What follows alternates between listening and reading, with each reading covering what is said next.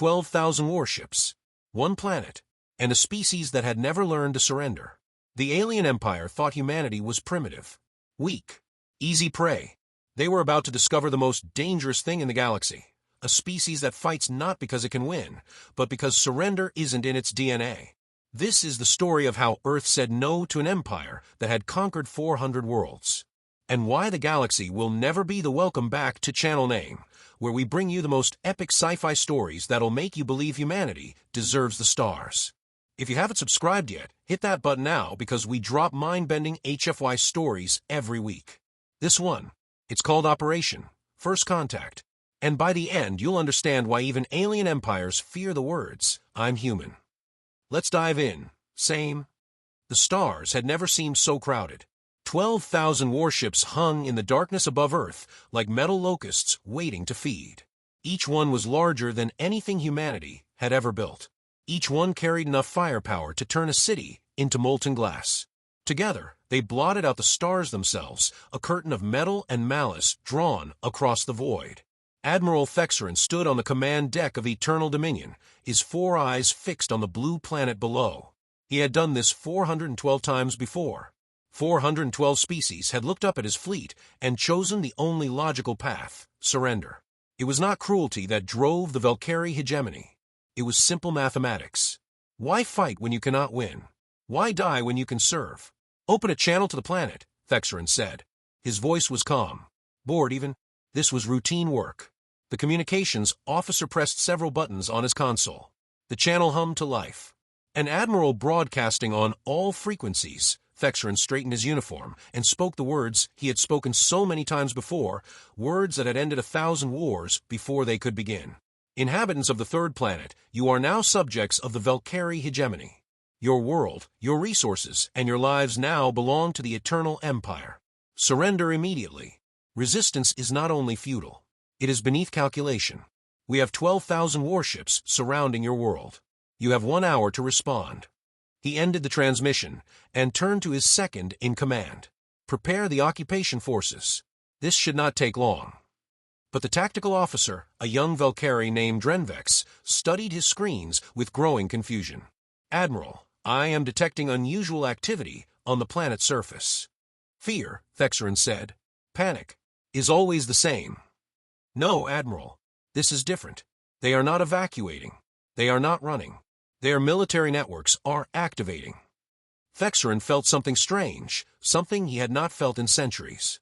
A small knot of uncertainty formed in his stomach. Activating with what? Our scouts reported they still use chemical rockets. They fight each other with simple projectile weapons. They are barely out of their caves. The scouts observed them 50 years ago, Admiral. Perhaps things have changed. The Admiral laughed. It was a dry clicking sound. Nothing changes that quickly. No species advances that fast. They are bluffing. Primitive creatures often do. The communications console made a sound. Someone was responding to the ultimatum. Thexerin nodded, and the officer opened the channel. At first, there was only silence. Then static. Then, most unexpectedly, laughter. Human laughter. Warm and genuine, and completely inappropriate for the situation. A voice came through, speaking in the Velcari language with a strange accent. 12,000 ships. That is it. Hold, please. We need to wake up the Secretary General. She does not like to be disturbed for small matters. The channel went silent. Thexerin stared at the console. In 6,000 years of conquest, no species had ever laughed. No species had ever asked them to hold. No species had ever called 12,000 warships a small matter. Get them back, the Admiral said. His voice was no longer bored. They closed the channel. Drenvex looked up from his tactical station, his face gone pale. Admiral, I am detecting massive energy signatures on the planet's surface. They were not there before. They are appearing from underground. What kind of energy signatures? Fusion reactors. Hundreds of them, all activating at once. The young officer's hands trembled as he worked his console. Admiral, they are satellites. We classify them as weather monitoring stations. They are moving. They are repositioning into combat formations. Thexerin walked to the viewport and stared at the small blue world below. For the first time in his long life, he felt something cold crawl up his spine. That is not possible. The scouts reported no military capabilities beyond their atmosphere. The scouts were wrong, Admiral, or they were deceived. On the planet below, something changed. Points of light began to appear on the dark side of Earth. Not city lights. Something brighter. Something that pulsed with power. Deep beneath mountains and oceans, doors that had been sealed for decades were grinding open. The communications console activated again. A different voice this time. Female. Older. Speaking with the calm authority of someone who had prepared for this moment her entire life. This is Secretary General Amara Okonquo of the United Earth Government. We received your ultimatum.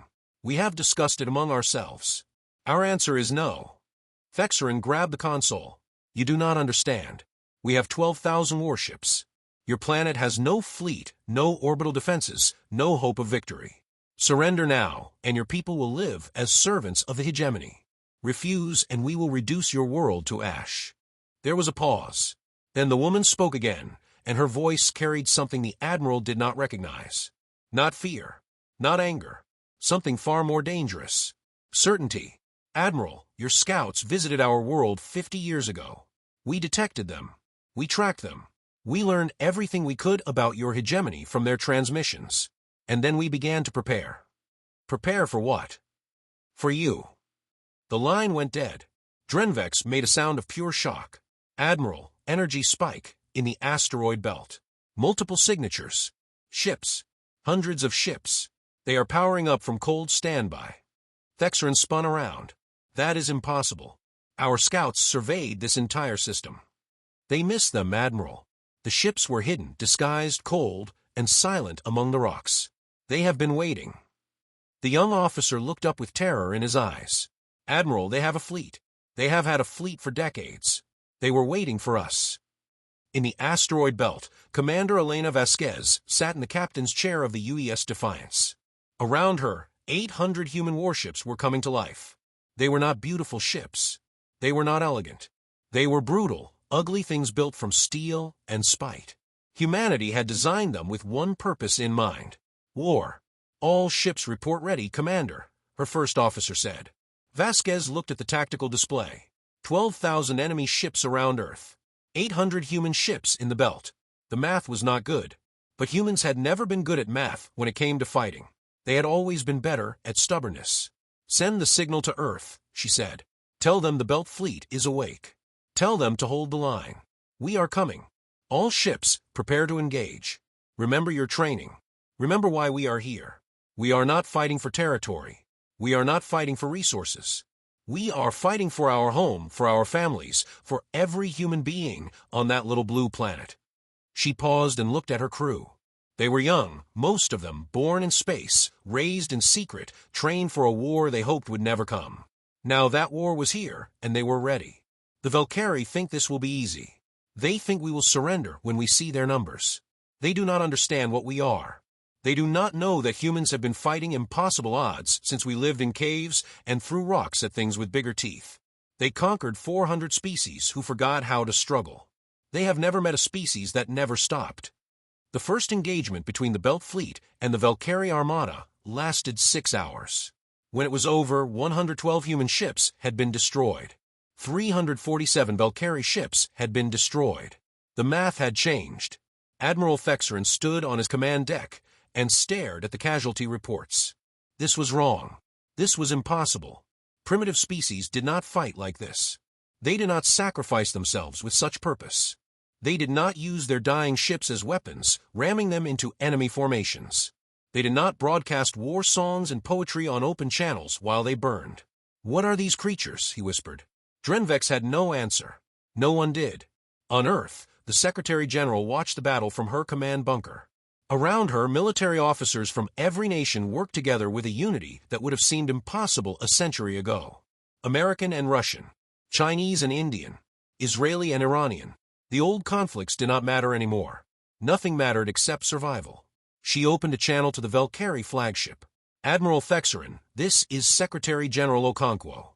I am giving you one final opportunity to withdraw your forces from our solar system. Leave now, and we will not pursue you. Stay, and you will continue to die. The Admiral's response was immediate. You cannot win. You are outnumbered. Your fleet is smaller. Your technology is inferior. Mathematics does not lie. Okonkwo smiled. It was the smile of a woman whose ancestors had survived slavery and colonialism and genocide.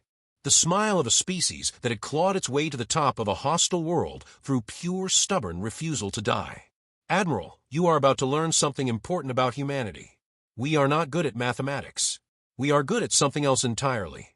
And what is that? Spite. Admiral Thexerin retreated to his private quarters and accessed the Hegemony's vast archives. Somewhere in those records, there had to be an explanation. Some reason why these primitive creatures fought like demons. He started with human biology. They were soft creatures. No natural armor. No claws. No venom. Their senses were mediocre at best. They could not see in the dark. They could not hear high frequencies. They could not smell danger approaching. By every measure, they should have been prey animals, something for larger creatures to eat. But they had not been eaten. They had survived. They had thrived. They had become the dominant species on a planet that seemed designed to kill them. Thexerin dug deeper into human history. What he found disturbed him in ways he could not fully explain. These creatures had fought each other constantly. Not just small conflicts over resources, but massive wars that killed millions. They had invented weapons specifically designed to cause suffering. They had burned cities and poisoned lands and committed horrors against their own kind that would make a Velcari executioner feel sick. And then they had rebuilt. Every time. No matter how terrible the destruction, the humans rebuilt. They raised new cities on the ashes of the old. They had children who grew up and created new nations. They remembered their dead and swore never again. And then they did it all over again a generation later. It was madness. Pure, beautiful, terrifying madness. The Admiral found a section on human psychology and read about something called spite. The willingness to harm yourself in order to harm your enemy more.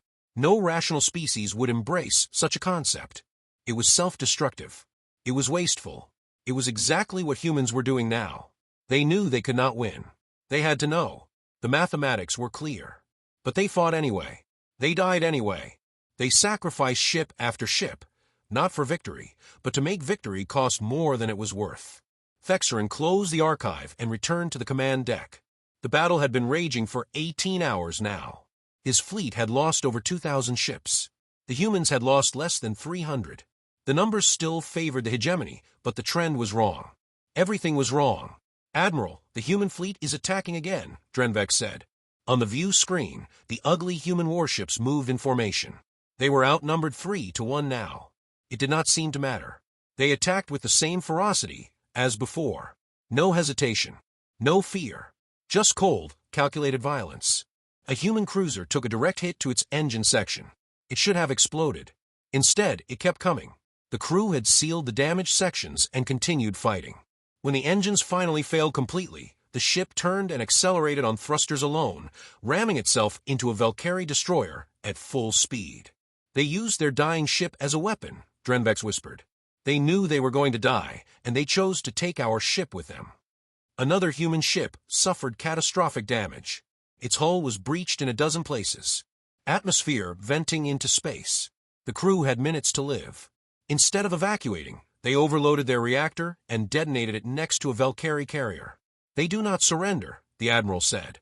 Even when death is certain, they do not surrender. Admiral, this is not normal behavior. No species acts like this. Reports came flooding in. Widespread morale problems among Velcari crews. They were calling it terror paralysis. Soldiers were afraid. Afraid. They outnumbered the humans. They outgunned them. Yet they were afraid. The humans were broadcasting on open channels again. Not pleas for surrender. Music.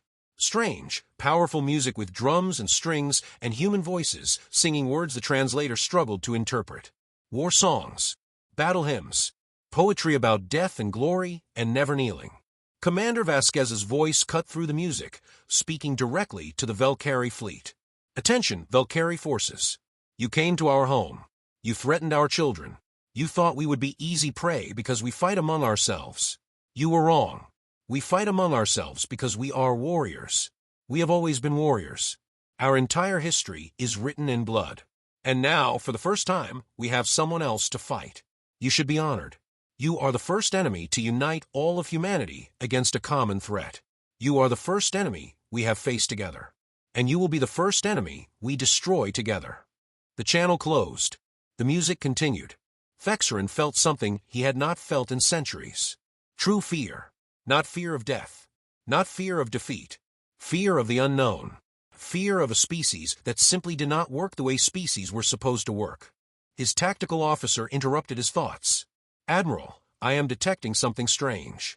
Human life signs aboard the Eternal Dominion." "What? Where?" "Multiple locations. Engineering section. Weapon storage. And they are moving toward the command deck." The Admiral stared at the screen. "That is impossible. We would have detected boarding craft. No shuttle could penetrate our defenses." "They did not use shuttles, Admiral. They used modified mining equipment. They breached the hull directly and rode the debris cloud inside." Fexerin felt his 4 hearts begin to race. "How many?" "Initial breach point suggests approximately 30 humans. We have confirmed 15 still active. The others were killed in the entry. 15 humans against a ship crewed by thousands. Against Velcari soldiers who were stronger and taller and better armed. It should have been nothing. A minor annoyance. But the reports flooding in told a different story. The humans were not fighting like soldiers. They were fighting like animals. Like predators. They moved through the ship in small groups, setting ambushes, collapsing bulkheads, turning the Eternal Dominion's own architecture into a weapon. They used the maintenance tunnels. They crawled through ventilation shafts. They appeared from nowhere, killed quickly, and vanished before reinforcements could arrive. "They have killed 47 of our soldiers," Drenvex reported. "We have killed 2 more humans. 13 remain." The humans kept coming. They took wounds that should have been fatal, and kept fighting. One human, a large male with dark skin and fierce eyes, held a corridor junction alone for 6 minutes against overwhelming numbers. He killed 17 Velcari soldiers before finally falling. His last act was to trigger a grenade that collapsed the corridor behind him, blocking pursuit of his teammates. The Admiral watched it all on security feeds. He watched humans die and kill and refused to stop. He watched them sacrifice themselves without hesitation. He watched them smile as they pulled the triggers on their final weapons. And finally he understood. These creatures had not become dominant on their world despite their violent history. They had become dominant because of it. Every war had made them stronger. Every conflict had taught them new ways to fight. Every generation had passed down the knowledge of survival. The Velcari had conquered species that had evolved in safety. Species that had never faced true predators. Species that had forgotten how to struggle.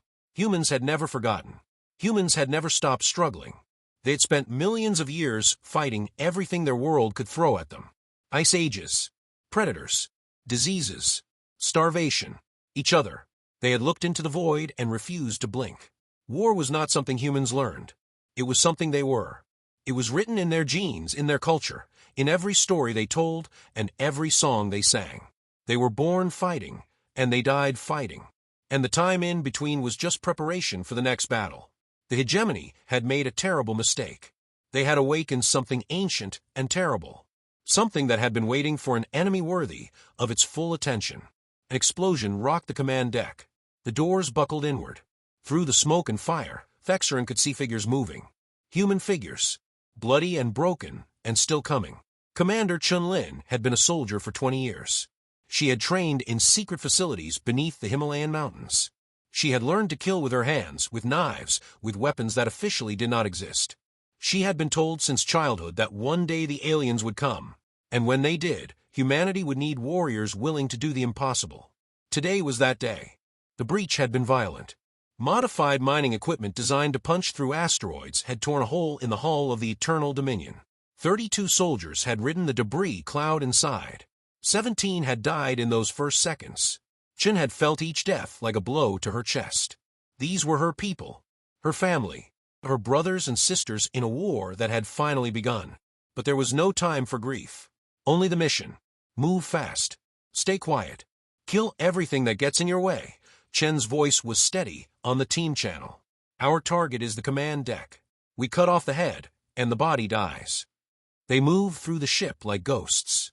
The Velcari were bigger and stronger, but they were not prepared for this kind of warfare. They expected battles between ships. They expected orbital bombardments and fleet engagements. They did not expect humans crawling through their ventilation systems with knives between their teeth. Private Santiago was the first to engage. A Velcari patrol turned a corner and found a small human woman waiting for them. She killed 3 before they could raise their weapons. The 4th managed to fire once, hitting her in the shoulder. She killed him anyway, then kept moving. The wound would kill her eventually. She had maybe an hour. That was enough time. Sergeant Major Okono led the rear guard. He was a mountain of a man, descended from warriors who had fought against colonizers on the African continent. His ancestors had never surrendered. Neither would he. When the Velcari reinforcements arrived, Okono stayed behind to hold them off. He found a junction where the corridors narrowed, where their numbers would mean nothing. He set up his position and waited.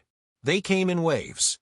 Tall, 4-eyed aliens with plasma rifles and armor that should have made them invincible. It did not. Okono had spent his entire life preparing for this moment. He knew exactly where to shoot, exactly how to move, exactly how long he had before the next wave arrived. 6 minutes. He held that junction for 6 minutes. 40 Velcari soldiers entered that corridor. None of them left. When his ammunition ran out, Okono drew his knife. When his knife broke, he used his hands. When his body finally failed him, he reached for the grenade on his belt and smiled. "Tell my daughter I kept my promise," he said into his radio. Then he pulled the pin. The explosion collapsed the corridor behind him. The remaining humans were safe, but they had lost another brother. Chun felt the loss, but kept moving. 11 soldiers left. Then 10. Then 9. The Velcari were everywhere now, hunting them through the ship. But they were also dying. Every corridor became a kill zone. Every shadow held death. The humans used everything they had. Grenades to collapse bulkheads. Explosives to create diversions. Their own bodies as shields when nothing else would work. They were not fighting to survive. They were fighting to reach the command deck. If they died but completed the mission, that was acceptable. That was the price of being human. Private Kim took a plasma bolt to the chest, but stayed on his feet long enough to kill the shooter.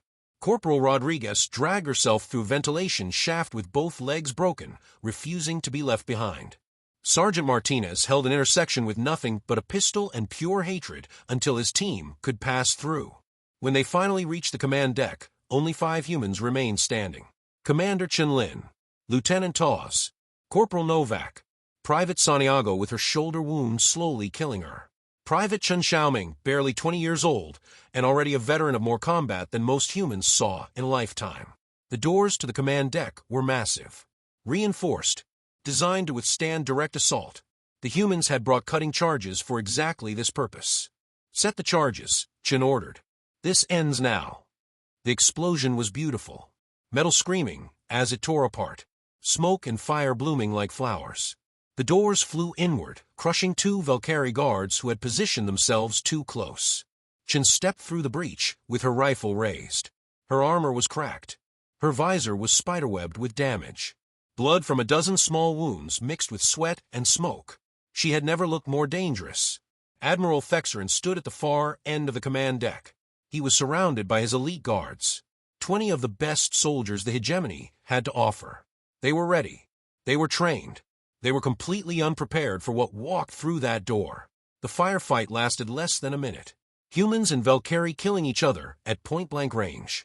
Plasma bolts and bullets crossing in the air. Bodies falling. Screams mixing with gunfire. When it ended, Torres was dead. Novak was dead.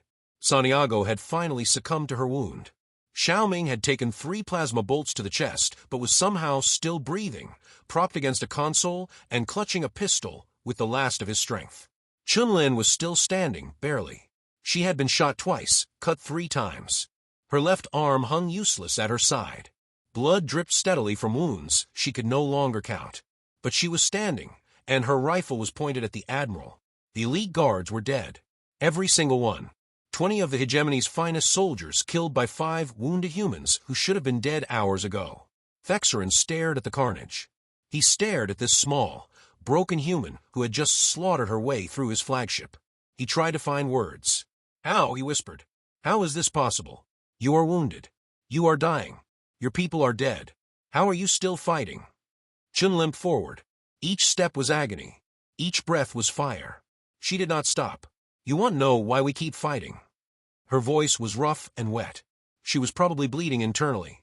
"Because surrender is not in our nature. Because giving up means our children grow up as slaves. Because every human who died today bought another hour for our people. And because right now, in this moment, I have a gun and you do not. She stopped 3 meters from the admiral, close enough to see the fear in his 4 eyes, close enough to watch him understand that he had lost. Your fleet is broken, Chen said. Your command structure is gone. Half your ships are dead in space, and the rest are surrounded by our forces. The Belt Fleet took your battle groups apart while we were having our little adventure in here. It was a slight exaggeration. The battle was still raging, but the trend was clear. The Velcari were losing. The impossible was happening. Surrender. Order your remaining ships to stand down, and your surviving crews will be treated with dignity. We are not monsters, Admiral. We do not torture. We do not enslave. We simply refuse to be conquered. Thexerin looked at this creature. This impossible, terrifying creature who was probably dying on her feet, but still issuing demands. He thought about the battle raging outside. He thought about the thousands of ships he had already lost. He thought about what would happen if he refused. He thought about the reports from the other battles. Humans using their crippled ships as rams. Humans fighting to the last bullet. Humans singing war songs as they died. A species that simply did not know how to surrender. If he refused, they would kill him. And then they would kill his remaining crew. And then they would continue killing until there was nothing left of the Hegemony fleet but debris and memories. For the first time in 6,000 years of conquest, a Velcari admiral considered the unthinkable. Behind Chen, Private Xiaoming coughed blood and raised his pistol with a shaking hand. He was not aiming at the admiral. He was watching the corridors, making sure no more enemies came, ready to fight with his last breath, if needed. Ready to die, killing. Thexerin looked at the young human, so close to death, so ready to keep fighting anyway. He looked at Chen, at her broken body and unbroken will. He thought about what his species had become. Conquerors of the weak. Masters of those who could not resist. They had grown soft in their dominance. They had forgotten what it meant to face an enemy that would not kneel. The humans had reminded them. Slowly, carefully, Admiral Thexerin lowered himself to his knees. It was the first time a Velcari commander had surrendered in 6,000 years. I yield, he said. Order your forces to cease fire. I will instruct my fleet to stand down. Chen Lin nodded. She did not smile. She did not celebrate. She simply opened a channel to Earth. Command, this is Chen. The flagship has surrendered. The admiral is in custody. Mission accomplished. Then her legs gave out, and everything went dark. The battle for Earth lasted 3 days. When it ended, the stars were filled with wreckage. Broken ships from both sides drifted silently through space. Monuments to the violence that had raged around the small blue planet. Of the 12,000 Velcari warships that had arrived with such confidence, only 2,300 survived to limp away. The rest were debris. Expanding clouds of metal and frozen atmosphere and bodies that would orbit Earth's sun for centuries. Humanity had paid a price as well. 312 ships lost. 47,000 soldiers dead. Cities on Earth damaged by debris that had fallen through the atmosphere. Families shattered. Children orphaned. A generation scarred by the war that had come to their doorstep. But they had survived. More than survived. They had won. Secretary General Amara Okonquo stood before the United Earth Council 3 weeks after the battle. The chamber was full.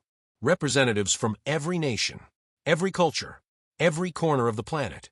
They had come together in secret 50 years ago. Now they stood together in the light. We have achieved what many thought impossible, she said. We have defended our home against an enemy that had conquered 400 species before us. We have proven that humanity will not kneel, will not surrender, will not accept slavery for our children. She paused and looked around the chamber. So many faces, so many different backgrounds, so many old conflicts that no longer mattered. But our work is not finished. The hegemony still exists. They still hold thousands of worlds in bondage. Species that have forgotten what freedom means. Species that have spent generations under the boot of their conquerors. On the view screen behind her, images appeared. Alien faces. Hundreds of different species. Some looked vaguely human. Others were so strange that the mind struggled to process them. All of them shared one thing in common. They were slaves. These beings have sent us messages. Hidden transmissions. Desperate pleas. They heard about what happened here. They heard that someone finally said no to the hegemony and made it stick. They are asking for help. The chamber was silent. Everyone understood what she was suggesting. We have a choice. We can stay here, rebuild our defenses, protect our system and our people. No one would blame us. We have earned the right to rest. Or we can do what humans have always done when we see injustice. We can fight. Not for territory, not for resources, not for power, but because it is right. Because those people out there deserve the same chance we had. The chance to be free. The vote was not unanimous. It never was with humans. But it was overwhelming. Earth would not hide behind its defenses. Earth would take the fight to the stars. 6 months later, the first ships of a united Earth expeditionary fleet departed for Velcari space. They were joined by volunteers from every nation. Soldiers who had survived the battle. Engineers who had built the secret fleet. Scientists and doctors and diplomats. Ordinary people who had decided that their skills were needed among the stars. Commander Elena Vasquez had been promoted to admiral. She stood on the bridge of her new flagship, the UES Remember Earth, and watched the planet shrink behind her. It was the only home she had ever known. She wondered if she would ever see it again. Fleet reports ready for jump, Admiral, her first officer said. Good. Signal all ships. We jump in 5 minutes. On the communications console, a message was waiting. It was the broadcast they had prepared. The message that would be sent to every corner of the galaxy. To every species that had ever suffered under hegemony rule. Vasquez opened the channel. Her voice carried across light years through relay stations and hidden transmitters to billions of ears that had never heard such words.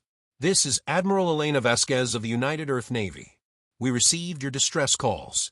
We heard your cries for help, and we are coming. She paused, thinking of all the soldiers who had died to make this moment possible. Sergeant Major Okono, who had held a corridor with his bare hands. Private Santiago, who had fought until her body simply gave out.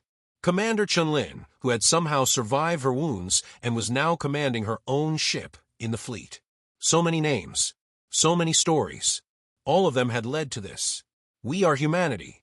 We know what it means to fight for freedom. We know what it means to face impossible odds and refuse to surrender. We know what it means to look at tyranny and say no. To those who are suffering, you are not alone. Help is coming. To those who stand against freedom, you have been warned. We will not stop. We will not negotiate. We will not accept anything less than liberty for every being in this galaxy. And if anyone has a problem with that, we have brought ships. The Velcari High Council met in emergency session. The chamber was ancient. The walls were carved with the names of every species the hegemony had conquered. 412 names. 412 victories.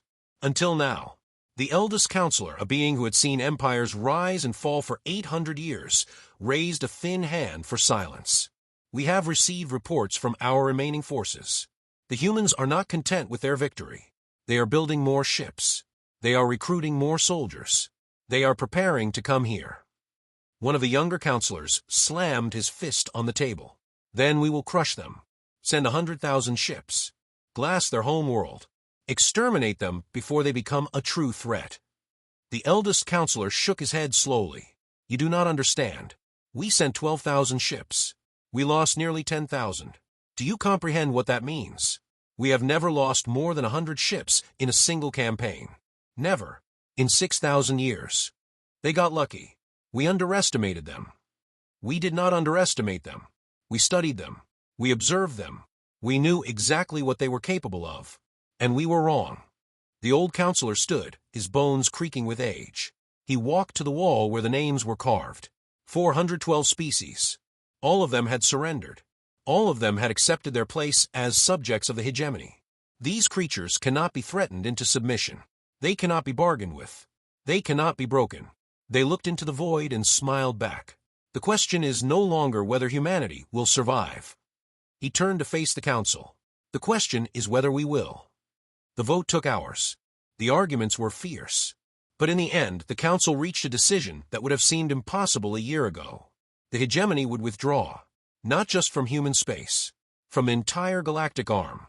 1,000 systems, billions of subjects, millions of soldiers and ships and resources, all abandoned, all left behind because the alternative was facing humanity again. And that was a price even the ancient hegemony was not willing to pay. 5 years later, Admiral Elena Vasquez stood on the surface of a liberated world. The sky was purple. The grass was silver. The beings who lived here had 3 arms and spoke in musical tones. They had been slaves for 2,000 years. They were free now. Around her, human soldiers were helping with reconstruction, building homes, distributing food, teaching the former slaves what it meant to govern themselves. It was messy work, complicated. Some species did not adapt well to freedom. Some turned on each other. Some begged to be ruled again. But most of them learned. Most of them remembered what their ancestors had known before the hegemony came. Most of them looked at the humans and asked the same question. Why? Why did you come all this way to help us? What do you want from us? Vasquez always gave the same answer. We want nothing from you. We came because it was right, because we know what it means to fight for freedom, because no one helped us, and we swore that no one else would ever have to fight alone. The beings would stare at her with their strange eyes. They would struggle to understand. A species that fought not for conquest, not for resources, not for power, but simply because suffering was wrong. Eventually they would understand, and then they would join the cause. Ship by ship, world by world, species by species. An alliance growing larger every year. An alliance built on a simple idea. Freedom was worth fighting for. On Earth, monuments were raised to those who had fallen. Their names were carved in stone and remembered in songs and spoken by children who would never know war. Sergeant Major Thomas Okonquo, Private Maria Santiago, Lieutenant David Torres. Thousands of names. Thousands of heroes. Commander Chen Lin returned to Earth after the war and spent her remaining years training the next generation. She walked with a limp. Her left arm never fully healed, but her spirit was stronger than ever. She told the young soldiers the same thing every time. The galaxy thought we were weak because we fought among ourselves.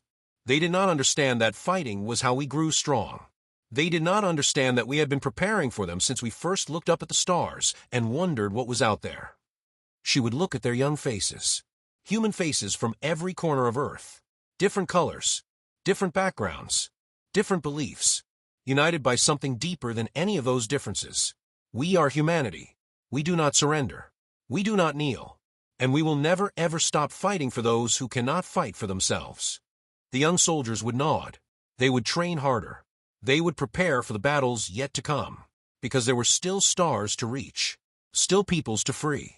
Still tyrants who needed to learn what happened when they threatened the small blue planet and its impossible, stubborn, magnificent people. The galaxy had learned to fear humanity. But more importantly, it had learned to hope.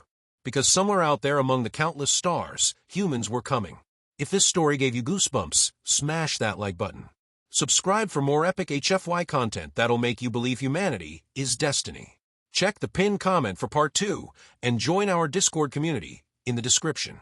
And remember, we do not kneel, we do not surrender, and we never stop fighting. See you in the next one.